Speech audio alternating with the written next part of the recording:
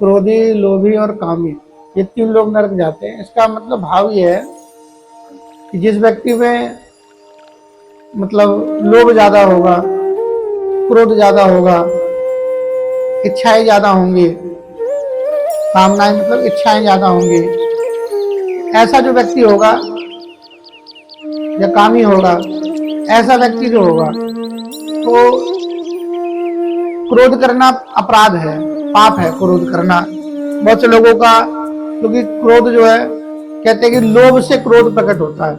क्योंकि मान लो कोई चीज को हमको पाने की इच्छा हुई, वो चीज हमें मिली नहीं, तो उसको पाने के लिए आदमी क्रोध करता है। मान सम्मान की इच्छा हुई, कुछ अपमान हुआ, वहां पे अगर उसको आदर ना मिला तो वो क्रोध करता है। तो क्रोध जो है मतलब पाप है क्रोध करना। लालच करना भी पाप है। हमें अपने जीवन में संतुष्ट रहना चाहिए। धर्म से उपार्जन हो उस धन को ग्रहण करना चाहिए, पाप करके नहीं करना चाहिए, फिर वो यही मिल जाता है। इसलिए धन भी भगवान की कृपा से, उसी धन को भगवान से उतना ही कमाना चाहिए, उतना ही मांगना चाहिए जिससे हमारी घर गृहस्थी चल जाए। धर्म की दृष्टि से तो ये है। अब तुम्हारे भाग्य से तुम्हें कुछ मिल रहा है, अच्छी बात है, पर उसमें ये चीज ध्यान रखना कि कोई पाप तो नहीं बन रहा उस धन से। अगर उस धन से पाप बन रहा है तो वो धन जो है बुद्धि को नष्ट कर देगा, सब चीज बेकार कर देगा जीवन की। देखने में आते हुए तो अच्छा लगता है पाप का धन, पर वो छोड़ता नहीं है किसी को। काम, क्रोध, लोभ जिसके हृदय में ज्यादा होता है, जिसको हमेशा ही स्वभाव ही ऐसा हो गया क्रोधी, कामी, लोभी का, तो ये व्यक्ति पक्का नरक जाता है। क्योंकि इनको ज्ञान अच्छा नहीं लगता है, इन लोगों को धर्म अच्छा नहीं लगता है। क्रोधी व्यक्ति जो हो, क्रोधी का मतलब एक तरीके से अभिमानी भी है ना। भगवान ने सूत्र में सब बात कह दी, अभिमानी भी है। धन का अभिमान हो गया, अभिमानी हो गया, अभिमानी है तो क्रोधी हो जाएगा। अब वो व्यक्ति क्या करेगा? वो व्यक्ति जो है अभिमान में भरा रहता है। इसलिए इन सबसे निकल के अपने हृदय वृत्ति को भगवान की तरफ लाना चाहिए कि जो भी सुख दुख हो रहा है ये हमारा ही प्रारब्ध है, ये हमारा ही प्रारब्ध है। दूसरी बात, अगर मान लो कोई पाप करके बड़ा सुखी दिख रहा है, उसका वो पुराना प्रारब्ध है और उस प्रारब्ध का जो भोग है वो पाप से ले रहा है, वो पाप से ले रहा है। वो मतलब वो चाहे तो धर्म की दृष्टि करके भी ले सकता है। अच्छा, हम लोगों को ऐसा क्यों लगता है? क्योंकि हम लोगों की दृष्टि धन पे है, धर्म पे नहीं है। अगर हमारी दृष्टि धर्म पे होगी तो हमें वो बिल्कुल अच्छा नहीं लगेगा, उसका जीवन अच्छा नहीं लगेगा, क्योंकि उसके जीवन में पाप। अब कोई बड़ा धनवान है और गलत काम करता है, अब उस व्यक्ति के जीवन को देख के हम लोगों को आनंद थोड़ी ना आएगा, ये भगवान इससे तो दूर ही रखना। क्यों? क्योंकि पता है 20, 40 साल, 50 साल की जिंदगी और बची है, 100 साल की जिंदगी है और आगे का तो चीज खराब कर लिया उसने। तो इसलिए धर्म पे दृष्टि रखनी चाहिए, धन पे नहीं। जो जैसा कर रहा है यही भुगतेगा। दाल रोटी खा के प्रभु को भोग लगा के और अपने लोग टाइम से अगर वृंदावन वास कर लेंगे ना, वृंदावन प्राप्त कर लेंगे, बड़ा सुकून है। और अंधा धन कमा लिया, पाप कर लिया, तो भोगा जहाँ गया। जो पीढ़ियां खाएंगे उस धन को वो भी भोगेंगे। तो ये बात है, बचता कोई नहीं है। इसलिए ज्ञान की दृष्टि से देखना चाहिए। जीविका चलाने के लिए भगवान से प्रार्थना करो, जो जीविका प्राप्त है उसको ईमानदारी से करो, है ना। जो भगवान, जो हमारी जीविका है उसे ईमानदारी से चलाओ। हमारे हृदय में महत्व किस बात का है? बात सारी ये है, अगर महत्व धन का होगा, पक्की बात है धन आएगा तो मतलब फिर धन में बुद्धि जाएगी, शौक में, चीज में, इसमें उसमें जाएगी। और धर्म पे बुद्धि होगी तो वो धन किस में जाएगा? सेवा में जाएगा, है ना। वो धन फिर सेवा में जाएगा। देखो, दान से राजा बलि के यहाँ भगवान वामन पहुंच गए। तो धन अगर बुद्धि धर्म में होगी तो वो धन सेवा में जाएगा, तो ठाकुर जी की सेवा में जाएगा, संतों की सेवा में जाएगा, गौ सेवा में जाएगा, क्योंकि जो दृष्टि है वो धर्म पे है। ऐसा नहीं है, आज भी ऐसे दानवीर हैं कि बड़े बड़े तीर्थों में बड़े बड़े साधु संतों की सेवा करते हैं, अच्छी बात है। उनके लिए वो धन बाधक नहीं है, साधक हो गया। और जिसके जीवन में धन है और उस धन को वो गलत जगह प्रयोग करता है अपने शौकों में, तो फिर वो धन उसका पतन कर देता है। ये इतनी बात है। तो धन बाधक नहीं है यहाँ पे, मतलब यहाँ पे मेन चीज है प्रभु की भक्ति। पहली बात, प्रभु में प्रेम कितना है, और जब प्रभु में प्रेम है, प्रभु में भक्ति है, तो जीवन में कितनी भी चीज मिलती चली जाए, भक्ति इधर उधर नहीं देखता है। अब मान लो उसके जीवन में कुछ प्रारब्ध, बस उसका जीवन ऐसा है, कोई भक्त प्रारब्ध से ही जन्म से ऐसे घर में जन्म लिया तो बहुत धनवान है, क्या है, तो अब उसकी जो वृत्ति है ना, वो फिर दान में चली जाएगी। जो अगर उसके पास धन होगा भी, भक्तमाल जी में कितने चरित्र है देखो, सब संतों ने उस धन को दान में लगाया, कोई साधु सेवा करा रहे हैं, कोई कुछ करा रहे हैं, तो वो धन वहां लगता है। तो समझाओ वो धन पवित्र है ना, वो धन पवित्र है और बहुत अच्छी जगह वो धन इस्तेमाल हो रहा है। और जो पाप का धन है, तो पाप का धन ही पहले जो जिसके पास होता है उसकी बुद्धि खराब कर देता है। उसको ऐसा लगता है इतनी मेहनत से कमाया है, मैं क्यों किसी को दूं, मैं अपने खाऊंगा, मैं अपने बच्चों के लिए करके जाऊंगा, मेरे साथ पीढ़ी बैठ के खाएगी, धन प्रॉपर्टी उसी में बनाता रहता है, फिर मर के उसी घर में नाग बनता है, वही बैठा रहता है उन्हीं के खेतों में कि मेरे बच्चों के लिए इतना बना के गया। तो उसी नाग को पकड़ के जब मतलब पीट देते हैं, उस नाग को मार देते हैं, फिर उसे ही कीड़ा मकोड़ा बन के उसी में घूमता रहता है, ये धन मेरा है मेरा है। वो उसकी तो आसक्ति ऐसी है, वो तो फंसेगा। फिर वही अगर भगवान का भक्त हो, तो भगवान के भक्त में कोई चीज बाधा नहीं है। बहुत से लोग कहते हैं ना धन बाधा है, गृहस्थ आश्रम बाधा है, या ऐसे वैसे, कुछ बाधा नहीं है भगवान की भक्ति में। भगवान की भक्ति में तभी तक बाधा है जब तक दृष्टि भगवान पे ना होकर अपने भोग पे है। अपने भोग पे दृष्टि रहेगी तो सब बाधा है, और अगर भगवान पे दृष्टि है तो कुछ बाधा नहीं है, चाहे कहीं भी रहो, किसी भी स्थिति में रहो। श्री बाके बिहारी गिरधारी हो, त्याग तुम्हारे चरणों में। मैं घर में रहूं चाहे वन में रहूं, मैं घर में रहूं चाहे वन में रहूं, कांटों में रहूं फूलों में रहूं, कांटों में रहूं फूलों में रहूं, घर में वन में मैं जहाँ भी रहूं हो, प्यार तुम्हारे चरणों में। कहीं भी रहो, दृष्टि भगवान पे रहती है तो बाधा नहीं है किसी चीज में। दृष्टि भगवान पे नहीं होगी तो फिर बाधा है, तो बाधा तब तो भैया चाहे कहीं भी रहो, अगर भगवान से प्रेम नहीं फिर कोई फायदा नहीं। गृहस्थ आश्रम और विरक्त आश्रम में दोनों का अपना सिद्धांत। देखो अब जो गृहस्थ में है उनको गृहस्थ ज्यादा कठिन लगता होगा, जो विरक्त में होंगे उनको लगता होगा यार गृहस्थ में क्या है, गृहस्थ में बीवी बच्चे होते हैं, परिवार होता है, सब सेवा करते हैं, विरक्तों को तो अकेले हैं, कैसे है कैसे नहीं है। तो सब अपने अपने आश्रम को अपने विचार से। अच्छा अगर भगवान फिर वही बात है, अगर भगवान पे दृष्टि है तो ना गृहस्थ आश्रम में दिक्कत है ना विरक्त में दृष्टि है, बात हो जाएगी। दोनों का अपना अपना महत्व है। जिसके हृदय में भगवान ने ऐसी प्रेरणा करी विरक्त आश्रम में चले गए, वो बड़ी कृपा भगवान की, वो भी अच्छी बात है। और जो गृहस्थ आश्रम में रह के भक्ति कर रहे हैं शुद्ध तरीके से, वो भी बड़ी कृपा है भगवान की।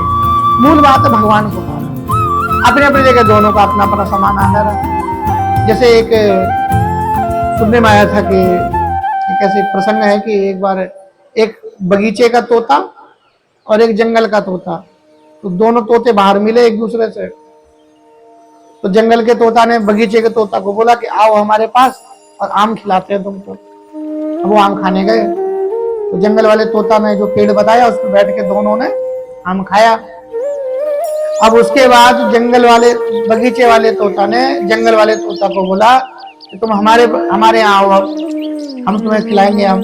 अब उनके आम खाने आए, अब उन्होंने पेड़ पे बैठे, अब वो बगीचे वाला तोता जो है आम खा रहे हैं, और वन का जो तोता है बगीचे का, जंगल का वन का तोता, वो भी आ गए और वो भी आम खाने लगे। तो अब माली जो है रह रह के थोड़ी देर में डंडा बजाता, खटाक खटाक।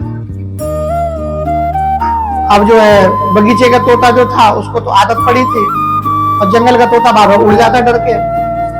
तो बाद में जब दोनों तोता आम खा के बाहर मिले तो बगीचे वाले तोता ने कहा, आम कैसा लगा? आम तुम्हारे बम से ज्यादा मीठा है, क्योंकि भाई टाइम पे माली पानी डालता है, खाद पानी डालता है, स्वाद तो होगा ही। बोले भैया हमें तो खटपट में मजा नहीं आया, हमें तो एकांत में ही मजा आता है। और वो बोले कि भैया हमें तो क्या करें, हमें तो खटपट में ही, हमारे आम में स्वाद तो है और खटपट ज्यादा है। वही बात है ना, ये बात है।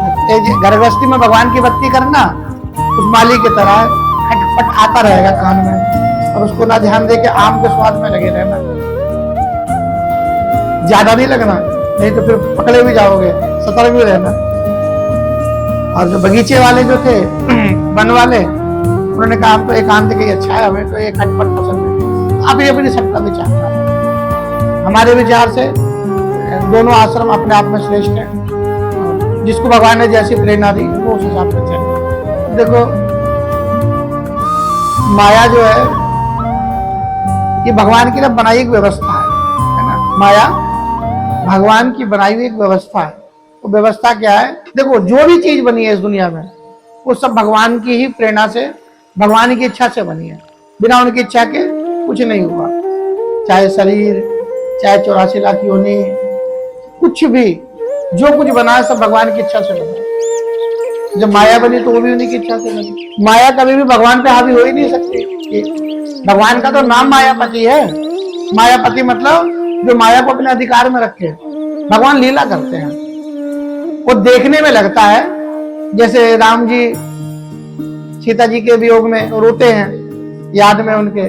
तो सती जी और शिव जी जब वन में आए तो भगवान शिव ने प्रणाम किया, तो सती बोली ना कि ये तो अपनी पत्नी के मुंह में रो रहे हैं, ये कैसे परमात्मा है? ये परमात्मा नहीं। तो शिव जी बोले नहीं नहीं, लीला है प्रभु की, चक्कर मत पड़ो, माया में फंस जाओगे। हाँ, तो बोले कि माया में फंस जाएंगे, तो बोले कि मेरा मन है कि मैं एक बार दर्शन करके आऊं। वो बन के चली गई सीता जी। तो ये ना लीला है, ये माया नहीं है। प्रभु को बात कर रहे हो, प्रभु के जो दास है उसको माया नहीं छूता। प्रभु तो बहुत ऊपर की चीज है। प्रभु के जो दास हैं, चलो वो भी छोड़ो, प्रभु के जो दास हैं उनके जो दास हैं उसको भी माया नहीं छूटे। यही तो बात है। माया रहत चरण की चेरी, माया रहत चरण की चेरी, पैरों में रहती है माया ठाकुर जी को, माया नहीं। तो माया कभी भगवान पे नहीं, भगवान के दासों के दास पे भी माया हावी नहीं हो सकती। तो इसमें क्या है, अब जहां होती भी है, किसी के जीवन में दिखता भी है किसी भक्त के, तो भगवान खुद आ जाते हैं। यह माया को पता रहता है कि इनके ऊपर कौन है। यहाँ अपना हाथ दूंगी तो वो आ जाएंगे, अभी मेरे दिमाग ठिकाने कर देंगे। माया भगवान की बनाई व्यवस्था है। अविद्या को ही माया कहा गया। अविद्या भगवान को, भगवान तक ना जानना भगवान को, या भगवान में पूर्ण निष्ठा ना होना, या भगवान से दूर रहना, यही माया है। जो चीज भगवान से दूर करे, जो चीज जिससे हमारे हृदय में अज्ञान प्रकट हो कि संसार ही सच्चा है, यही सच्चा है जो दिख रहा है, घर गृहस्थी, बाल परिवार, बच्चा, शरीर, यही सच्चा है, ईश्वर सच्चा नहीं है। ये अगर बुद्धि आ रही है तो समझो उस पर माया, उस पर चढ़ा हुआ है, माया चढ़ गया उसको। और जब वही भगवान के भक्तों के आश्रय में रहता है, भगवान की भक्ति करता है, तो माया भी, फिर माया उल्टा सहारा लगाती है, फिर माया परेशान नहीं करती, माया सहारा लगाती है। और भक्ति महारानी की तो एक तरीके से बहन है माया। भक्ति महारानी भी स्त्री है, माया भी स्त्री है, इसलिए स्त्री पे नहीं परेशान करती है, इसलिए और सहारा, फिर माया सहारा लगाती है, फिर यही माया सहारा लगाती है, जाओ भगवान की भक्ति करो, फिर छोड़ देती है। तो भगवान के शरण में आते ही, सच्ची बात तो ये है, माया अपना असर हटा लेती है जीव के ऊपर से, बिल्कुल हटा लेती है असर। क्यों? क्योंकि अब उसके ऊपर भगवान का अनुशासन है, अब उसके ऊपर भगवान का हाथ है। अब माया उसको नहीं छुएगी, अब माया उसको नहीं छुएगी, अब माया उसी को छुएगी जो भगवान से दूर है, उसको पटकती है माया, भगवान के भक्त को कभी नहीं छूती है। तो रामानंदाचार्य जी उसके पास कलयुग आए, बोले हमें गुरुजी हमें दीक्षा दे दीजिए, हमने इतने हम पाप कर रहे हैं, हमारा क्या होगा, हमारे इस युग में ऐसा ऐसा हो रहा है। तो रामानुचार्य जी बोले कि ठीक है, उनको बोले कि वैष्णव आज से तुम्हारे गुरु भाई हैं, जो भी भगवान के भक्त हैं वो सब तुम्हारे आज से गुरु भाई हो गए। बोले जी बिल्कुल। बोले कि जो भी भगवान की भक्ति करेगा तुम उसको बाधा नहीं देना कभी भी। बोले बिल्कुल, जो भगवान की भक्ति, कलयुग बोले काशी में, जो भगवान की भक्ति करेंगे मैं उनको कभी बाधा नहीं दूंगा, और जो भगवान की भक्ति करके भक्ति का नाटक करेंगे उन्हें नहीं छोड़ूंगा, दम्भियों को नहीं छोड़ूंगा। भगवान के भक्त जो होंगे सच्चे उन्हें तो बढ़ाऊंगा, उन्हें तो पूजूंगा उनको, पर जो मतलब भक्ति का नाटक करेंगे उन्हें तो पटकूंगा, उन्हें तो बढ़िया से पटकूंगा, ऐसा उन्होंने कहा। इसका मतलब ये देखो कलयुग भी कह रहे हैं कि भगवान का सच्चा भगत है। अच्छा, कलयुग ने किसको पटकने को कहा? कलयुग हर उस व्यक्ति को पटकेगा जो भगवान तक ना ले जाकर अपने तक ले जा रहा है, उसको पटकेगा कलयुग। देखो उदाहरण देखो आसपास कितने हैं, उन्हीं को पटका है कलयुग ने। जो भगवान तक ना ले जाके अपने तक लेके गए उनको पटका, और जो भगवान तक लेके जा रहे हैं और लेके गए आज तक उनको कुछ नहीं कहा कलयुग। पटका ही उसी को है जो भगवान से ना जोड़कर अपने से जोड़ा है, उसको पटका है। सुदामा जी कितने दरिद्र गरीब रहे तो क्या माया थी उनको? माया नहीं थी, प्रभु इच्छा थी, है ना, तभी ना उनकी भक्ति इतना विकसित हुई, लोगों तक गई, ये प्रभु इच्छा। मीरा जी को कितना कष्ट हुआ भक्ति में, अब ये क्या बोलेंगे माया है? माया नहीं, प्रभु इच्छा। तो प्रभु बढ़ा रहे, अगर उन्होंने तक कष्ट नहीं सहा होता तो आज हम लोग कैसे समझ पाते कि भक्ति में क्या आनंद है, और भक्ति किस स्थिति तक भी लोगों ने भक्ति को सहा, दुख को सहा और भक्ति तब भी करा, कैसे लोग समझ पाते इस बात को? तो ये प्रभु की लीला है। अब इसको माया नहीं कहेंगे,